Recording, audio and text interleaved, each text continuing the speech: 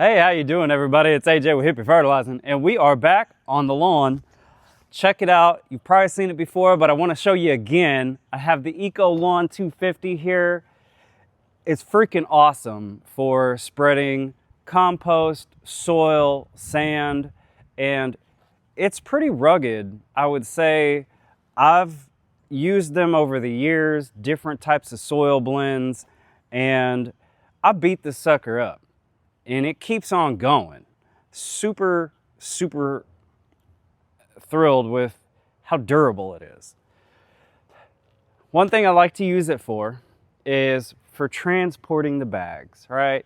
Easy on the back, a little less labor, good quality material. Sometimes it's just easier to take the bag, spot treat the lawn or a patch.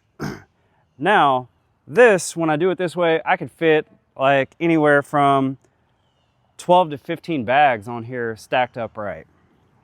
Now, if I'm spreading, opening the bags, filling up the bucket, I only want to use 8 to 10, and depending on the material, sometimes even less, so it comes out properly. But I will show you that here soon.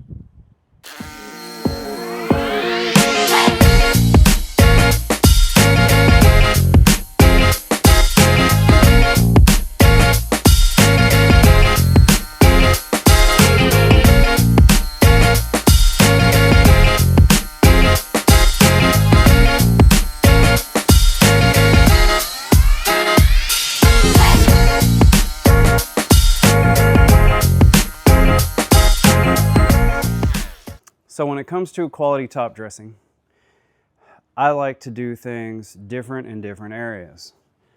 We have this section here that has always been hard to grow. They said they've resodded it over the years. If you have to resod it more than one time, you have to fix what you're doing, because you're just going to wind up laying clay on top of clay. And I promise you, over time, it just makes the problem worse.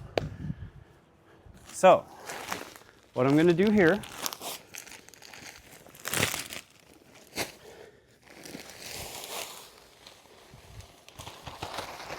is I'm going to hand top dress this area so it's a little bit thicker, and it'll allow it to, over time, basically help aerate the soil and that grass to come in this thicker soil base.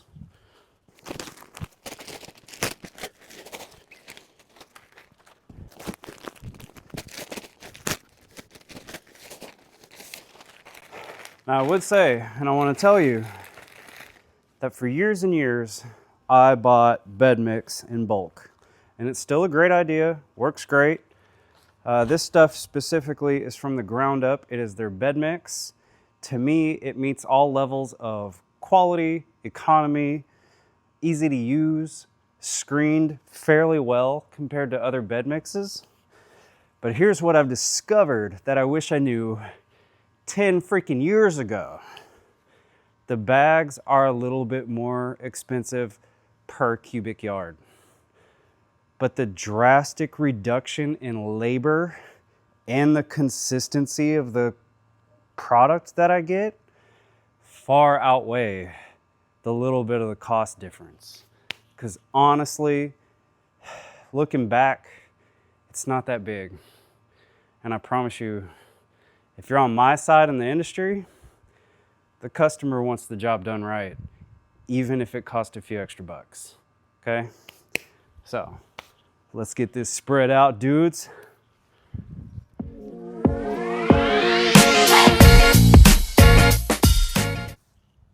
And we're back. As you can tell, we're moving right along with this top dressing. There's no way to get around it. A good top dressing often combines a mixture of doing it by hand, as you can see behind me, and doing it with the spreader. Obviously, large areas, spreading soil, spreading sand, spreader, no doubt. But however, you really will never get away from the good old rake, sometimes wheelbarrow, especially when lawn leveling using mason sand. It's the only way to fill in spots a certain way. So I always do both. If you can get away with just using machine, that's awesome. But there's always going to be patches that need a little more improvement than that. We're going to be back and show you what the next trip looks like as we fill this sucker up and spread it out. Something I really want to point out here as I do this fine top dressing. People often ask, how much? Well, I want to see grass coming through after I spread this out. So, here you cannot see grass yet.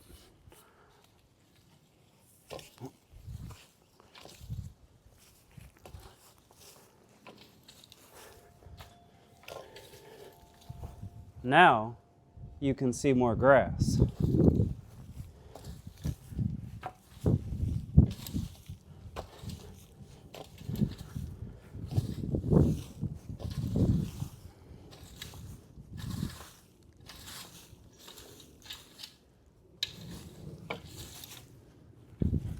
Woo!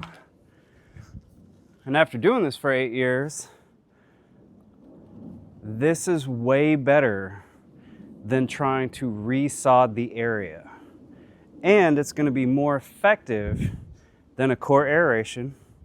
And there's no way possible that I can pop any irrigation lines, that I could bust your AT&T cable or anything like that, and I'll still get better, more long-term results than a core aeration down here in the south in our nasty clay where we don't overseed lawns.